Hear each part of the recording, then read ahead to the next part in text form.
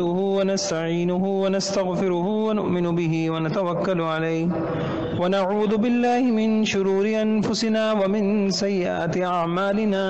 من يهده الله فلا مضل له ومن يضلل فلا هادي له ونشهد أن لا إله إلا الله وحده لا شريك له ونشهد أن سيدنا ومولانا محمدا عبده ورسوله أما بعد فأعوذ بالله من الشيطان الرجيم بسم الله الرحمن الرحيم وأنكحوا الأيام منكم والصالحين من عبادكم وإمائكم إن يكونوا فقراء يغنهم الله من فضله والله واسع عليم وقال النبي صلى الله عليه وسلم إذا خطب إليكم ممن ترضون دينه وخلقه فزوجوه وإلا تفعلوه تكن في الأرض وفساد عريض أو كما قال عليه الصلاة والسلام۔ میرے محترم بھائیوں بزرگوں، حیا اور بے حیائی، اس کے اسباب کا پہچاننا، نتائج کا پہچاننا، یہ بھی ایک مسلمان کے لیے خاص طور سے جس دور میں ہم گزر رہے ہیں بہت زیادہ ضروری ہے۔ خود بھی تعارف ہو، اپنی اولادوں کو، نسلوں کو اس کا تعارف کرایا جائے، اور بے حیائی کے اسباب بھی پتہ ہوں، اور اس کے مقابلے میں جو حیا کا تقاضا ہے وہ بھی ہمیں پتہ ہو۔ تو انشاءاللہ 8 اسباب عرض کروں گا، اللہ تعالیٰ نے کی توفیق سے انشاءاللہ اگر ہم نے ان اسباب کو پہچانا، اپنی اولادوں کو، اپنے خاندان والوں کو اور اپنے گھر کو سنبھالا، تو اللہ تعالیٰ کی ذات سے امید ہے کہ ایک بڑی خوشگوار زندگی اللہ تعالیٰ ہمیں نصیب فرمائیں گے۔ اور چونکہ اس دور میں حیا کا امتحان بڑا سخت ہو چکا ہے، بے حیائی آسان ہو چکی ہے اور حیا کا امتحان بہت سخت ہو چکا ہے، تو اس امتحان میں اللہ تعالیٰ کی ذات سے امید ہے کہ انسان کو کامیاب ہونے کی صورتیں سامنے آئیں گی۔ ایک سبب بے حیائی کا نکاح میں تاخیر کرنا اور نکاح کو مشکل بنا دینا ہے۔ دیکھیے، اللہ تعالیٰ نے جیسے انسان میں بھوک رکھی ہے، انسان کو بھوک لگتی ہے، پیاس لگتی ہے، ایسی جنسی خواہش اللہ تعالیٰ نے، یہ انسان کا ایک فطری تقاضا ہے، اور نکاح جو ہے وہ اس کا جائز ذریعہ ہے، نکاح جو ہے وہ اس کا جائز ذریعہ ہے۔ اب جو نکاح کرتا ہے تو قرآن حدیث سے ہمیں پتہ چلتا ہے کہ نکاح انسان کو جنسی آلودگی، گندگی، پریشان خیالی، شیطانی خیالات، وسوسے، گندگی، نکاح انسان کو پاک دامن بناتا ہے۔ حضور علیہ الصلوۃ والسلام نے فرمایا، یا معشر الشباب من استطاع الباء فلیتزوج فإنه اغض للبصر واحسن للفرج ومن لم يستطع فعلیہ بالصوم۔ اس میں یہ فرمایا، نوجوانوں اگر طاقت ہو تو نکاح کیا کرو، مطلب مہر ادا کر سکتے ہو، نفقہ ہے برداشت کر سکتے ہو بیوی کا، تو پھر نکاح میں تاخیر نہ کر، نکاح کیا کرو۔ پھر 2 فائدے بتائے، فإنه اغض للبصر، کہ نکاح کے ذریعے سے انسان آنکھوں کی بے حیائی سے بچ جاتا ہے، اس کی آنکھیں جھک جاتی ہیں، اور دوسرا وَأَحْسَنَ، انسان کی شرمگاہ محفوظ ہو جاتی ہے، اور انسان اس بڑے گناہ سے نکاح انسان کو بچا لیتا ہے۔ یہی وجہ ہے کہ شریعت کی تعلیمات میں سے ہے کہ کسی کی نگاہ بہک گئی اور غلط نظر پڑ گئی اور غلط خیال دل میں آ گیا، تو حضور علیہ السلام نے فرمایا، اذا احدکم اعجبته المرأة فوقعت في قلبه فليعمد الى امرأته فليواقعها فإن ذلك يرد ما في نفسه۔ اگر نگاہ بہک گئی ہے، غلط خیال آ گیا ہے، تو تم اپنی بیوی کے پاس چلے جاؤ، جائز طریقے سے اپنی خواہش کو پورا کر لو، اس کے ذریعے سے وہ تمہارا اندر کا خیال زائل ہو جائے گا۔ تو نکاح اس چیز کا ذریعہ ہے۔ اچھا، پھر صرف ذاتی اعتبار سے نہیں، حضور علیہ الصلوۃ والسلام کی حدیث سے پتہ چلتا ہے نکاح پورے معاشرے کو بے راہ روی سے، فتنے سے، فساد سے، گندگی سے، بے حیائیوں سے یہ نکاح انسان کو بچاتا ہے۔ اسی وجہ سے حضور علیہ السلام نے فرمایا تھا کہ اگر کوئی رشتہ، کوئی پیغام تمہاری بیٹی کے پاس لے کر آئے، ممن ترضون دینہ وخلقہ، اور تمہیں دو چیزیں نظر آئیں، دیندار ہے، با اخلاق ہے، بہت بڑی بات کہی، دیندار ہے، با اخلاق ہے، دیندار ہے، با اخلاق ہے، فزوجوہ، اس کے بعد دیکھنے کے بعد پھر تاخیر مت کیا کرو، الا تفعلوا تکن فتنۃ فی الارض وفساد عریض، اگر تم نے ایسا نہیں کیا تو معاشرے میں بڑا فساد ہوگا، بے حیائیاں ہوں گی، زناؤں کی کثرت ہوگی، ناجائز اولادیں ہوں گی، اور پھر گھروں میں جھگڑے ہوں گے، بچیاں گھروں سے بھاگیں گی، لڑکے بے راہ روی کا شکار ہو جائیں گے، اور پورے معاشرہ، اور اس کے نتیجے میں خدائی عذاب آئیں گے، پورا معاشرہ فساد میں، مصیبتوں میں مبتلا ہو جائے گا۔ تاخیر مت کیا کرو، دو چیزیں دیکھنے کے بعد، دین ہے، اخلاق ہیں، بس نکاح کر دو۔ پھر نکاح میں تاخیر کرنا اور رکاوٹیں، بیجا مشکلات، یہ بے حیائی کا سبب ہے۔ یعنی نکاح جو اللہ تعالیٰ نے انسانی خواہش کا جائز ذریعہ بنایا ہے، جب اس کو مشکل بنا دیا جائے گا تو اس کا لازمی نتیجہ کیا نکلے گا؟ نکاح مشکل ہوں گے، زنا آسان ہوں گے، زنا آسان ہوں گے، معاشرہ بے حیائی، فساد اور گندگیوں سے بھر جائے گا۔ اور اس لیے اگر معاشرے کو اللہ کے عذابوں سے بچانا ہے، معاشرے کو بے راہ روی سے بچانا ہے، اولادوں کو بے حیائی سے بچانا ہے، نسلوں کو بچانا ہے، اور اپنے اداروں کو بچانا ہے پورے تو اس میں یہ فرمایا کہ نکاح میں تاخیر نہ ہو۔ اچھا، یہ میں نے آپ کے سامنے کچھ تھوڑا سا یہ عرض کیا کہ نکاح نہ کرنا اور نکاح میں تاخیر کرنا اور نکاح کو مشکل کر دینا، یہ اس سے بے حیائی آتی ہے۔ اسلام اس کے مقابلے میں ہمیں کیا چیز دیتا ہے، کیا نظام دیتا ہے؟ تو سادے سے الفاظ میں اگر کہوں، نکاح کیجئے، جلدی کیجئے، سادہ کیجئے، بس تین باتیں اسلام کی حیا کی جو تعلیمات ہیں اس کا خلاصہ ہو گئی۔ حیا کا جو تقاضا ہے، یعنی میں نے عرض کیا کہ نکاح کیجئے، جلدی کیجئے اور سادگی سے کیجئے، یہ تین چیزیں ہیں۔ یہ جو میں نے آپ سے عرض کیا، پہلی چیز نکاح کیجئے، بے نکاحی زندگی نہیں گزارنا چاہیے، اور مرد ہو یا عورت ہو تو بے نکاحی زندگی نہیں گزارنا چاہیے۔ قرآن حدیث سے اس عمل پہ نکیر آئی ہے۔ قرآن میں کیا ہے؟ وَأَنكِحُوا الْأَيَامَ مِنكُمْ وَالصَّالِحِينَ مِنْ عِبَادِكُمْ وَإِمَائِكُمْ إِنْ يَكُونُوا فُقَرَاءَ يُغْنِهِمُ اللَّهُ مِنْ فَضْلِهِ، کہ مرد ہوں عورتوں ہوں، ان کا نکاح کرا دیا کرو۔ اگر خیال آئے کہ تنگ دست ہیں تو اللہ تعالیٰ نے کہا إِن يَكُونُوا فُقَرَاءَ يُغْنِهِمُ اللَّهُ مِنْ فَضْلِهِ، اگر فقیر ہیں کوئی مسئلہ نہیں ہے، اللہ تعالیٰ اپنے فضل سے ان کو غنی کر دیں گے۔ مشہور حدیث آپ نے سنی ہوگی کہ تین شخص آتے ہیں حضور علیہ السلام کے ازواج مطہرات کے پاس، اور آ کے سوال کرتے ہیں کہ حضور علیہ السلام کی عبادات کیسی ہیں۔ تو ان کے اپنے ذہن میں ایک خیال بنا کے آئے تھے، پوری رات جاگتے ہوں گے، آرام بھی نہیں کرتے ہوں گے، تاکہ ہمارے سامنے ایک نمونہ آ جائے، پھر ہم بھی کریں۔ جب انہوں نے حضور کی عبادت کا سنا، کأنہم تقالوها، اپنے خیال میں یہ سمجھا یہ تو زیادہ نہیں ہے عبادت، پھر اس کی تعویل کی، اور تعویل کیا کی؟ این نحن من النبی صلی اللہ علیہ وسلم، کہاں ہم، کہاں حضور، کہاں ہم جیسے گناہگار، کہاں حضور جیسے معصوم پیغمبر۔ حضور تو ایسے ہے قد غفر له ما تقدم من ذنبه وما تأخر، ان کے تو اگلے پچھلے سب معاف ہے، تو یہ تو کوئی بھی عبادت نہ کرے تو فرق نہیں پڑتا، اس کے باوجود جتنی کر رہے ہیں بہت ہے، لیکن ہمیں تو بہت کرنا پڑے گی۔ اس پر تینوں نے اپنے اپنے عزائم ظاہر کیے۔ ایک نے کہا اما انا فانی اصلی اللیل ابدا،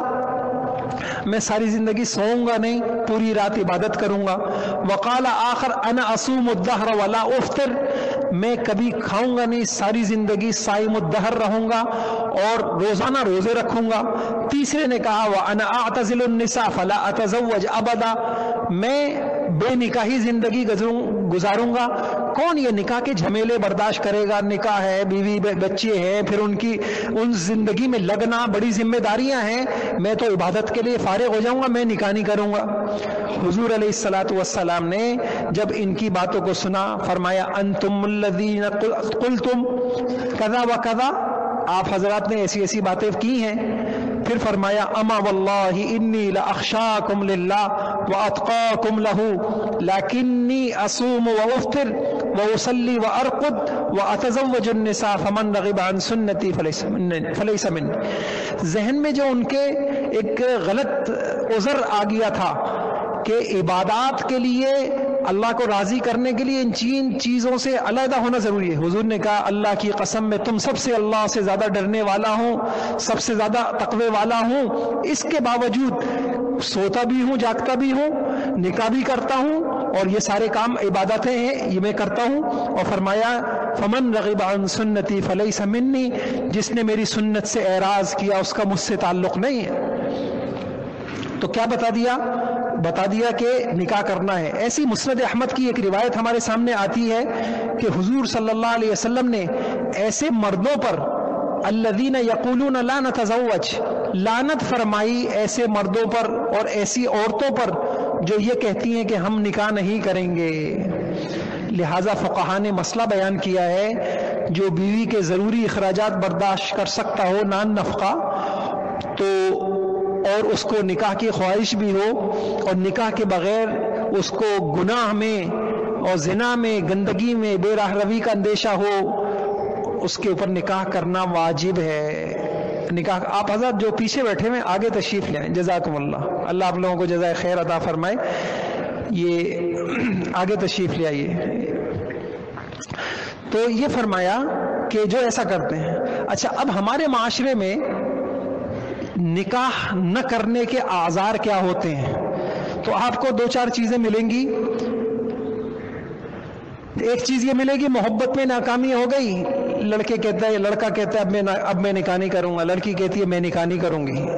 یہ اس کا شریعت سے کوئی تعلق نہیں ہے۔ اور دوسرے نمبر پر یا بیوی کا انتقال ہو گیا یا شوہر کا انتقال ہو گیا، تو بعض مرتبہ شوہر کا کہنا ہوتا ہے کہ بس میں بیوی کی زندگی میں ساری زندگی گزار لوں گا، میں بیوی سے بے وفائی نہیں کروں گا، اور بلکہ بعض مرتبہ اگر وہ نکاح کرنا بھی چاہتا ہے خاندان والے آڑ دلاتے ہیں، کبھی عمر تھوڑی زیادہ ہے، یہ بہت خطرے کی باتیں ہیں اور یہ دین سے دوری کی باتیں ہیں، ناسمجھی کی باتیں ہیں، تو اس کو آڑ دلاتے ہیں، ابھی تو بیوی کا کفن بھی میلا نہیں ہوا، ان کو شادی کی لگی ہوئی ہے، یا یہ کہ ان کی عمر دیکھو ان کو شادی کی لگی ہوئی ہے۔ آپ کو کیا پتا کہ انسان کے اندر کے معاملات کیا ہیں؟ کتنی عجیب بات ہے۔ اس جیسے معاشرے میں کسی بوڑھے کے لیے بھی اپنی آنکھوں کو محفوظ رکھنا آسان ہے، موبائل ہو، تنہائیاں ہو، اور میں آپ کو کیا بتاؤں کہ حالات کیسے کیسے سامنے آ رہے ہیں۔ آپ جائیے دارالفتہ سے مسئلے دیکھیے کیسے کیسے حالات سامنے آ رہے ہیں۔ تو بھائیو اپنی آخرت برباد نہیں کرنی چاہیے۔ اور بعض اوقات بیوہ خاص طور سے معیوب سمجھا جاتا ہے ہمارے زمانے میں کہ بیوہ نکاح کر لے، یا بعض مرتبہ شوہر سے بے وفائی سمجھی جاتی ہے۔ یہ سب ناسمجھی ہے، یہ حضور کی سنت سے دوری ہے، یہ ناکامی ہے، اس کے نتائج اچھے نہیں ہیں۔ اور جو خدا نخواستہ اس طرح سے کر رہا ہے وہ حضور کی حدیثوں کے مقابلے میں اور حضور کی محنت کے مقابلے میں آ رہا ہے۔ حضور تو نکاح کو عام کرنا چاہ رہے تھے، یہ لوگوں کو مشورے دے رہا ہے کہ نہ کرو، ابھی اس عمر میں کیا نکاح، یہ بیوہ کا کیا نکاح، فلاں کا کیا نکاح۔ یہ ایک بات میں نے آپ سے کر دی کہ نکاح ہونا چاہیے۔ دوسری بات میں نے کہی نکاح اور رخصتی جلدی ہونی چاہیے، اس میں تاخیر نہیں ہونی چاہیے۔ ترمذی کی روایت ہے یا علی ثلاث لا تؤخرها، اے علی تین چیزوں میں کبھی تاخیر نہ کرنا، الصلاۃ اذا اتت، نماز جب وقت ہو جائے، والجنازۃ اذا حضرت، جنازہ جب حاضر ہو جائے، والایم اذا وجدت لها کفءا، اور جب جوڑ کر رشتہ مل جائے پھر بچے بچیوں کا نکاح کرنے میں تاخیر نہ کرنا۔ نہ صرف یہ بات ہے کہ تاخیر نہ کرنا، حدیثوں سے پتہ چلتا ہے، اللہ اکبر، وہ ماں باپ جو نکاح میں اولاد کی نکاح میں تاخیر کرتے ہیں اور پھر وہ بچے کسی گناہ میں مبتلا ہوتے ہیں، کل قیامت میں ان سب بچوں کا گناہ کا وبال ان کے اوپر ہوگا۔ ایک آدمی حاجی صاحب ہے، نمازی ہے، تہجد گزار ہے، لیکن یہ والا گناہ ان سے ہو گیا، اولاد کے نکاح میں تاخیر کی، اولاد اپنی آنکھ قابو میں نہ رکھ سکی، اپنی تنہائیاں پاک نہ رکھ سکی، ناجائز دوستیوں میں اور بے حیائیوں میں لگ گئی، کل قیامت میں نامہ اعمال کھلے گا اور آدمی حیران ہوگا، میرے نامہ اعمال میں زنا لکھا ہوا ہے، میرے نامہ اعمال میں بے حیائی کے گناہ لکھے ہوئے، یا اللہ یہ کیا ہوا کہ تم نے اپنی اولادوں کے ساتھ نکاح میں ان کی تاخیر کی اور ان کے سارے گناہ تمہارے۔ اس لیے حدیث میں فرمایا کہ من ولد له ولد فليحسن اسمه وادبه، بچہ پیدا ہو حق ہے اچھا نام رکھو، اس کو اچھی تعلیم تربیت کرو، فاذا بلغ، بچہ بالغ ہو جائے، فليزوجه، اس کا فوراً نکاح کو سوچو، اس کا نکاح کراؤ، فَإِن بَلَغَ وَلَمْ يُزَوِّجْهُ فَأَصَابَ إِثْمًا فَإِنَّمَا إِثْمُهُ عَلَى أَبِيهِ، بالغ ہو گیا، باپ نے نکاح میں تاخیر کی، اب اگر اس سے کوئی گناہ ہوتا ہے وہ سارا باپ کے اوپر ہوگا۔ بیہقی کی روایت ہے، تورات میں لکھا ہوا ہے، فی التوراۃ مکتوب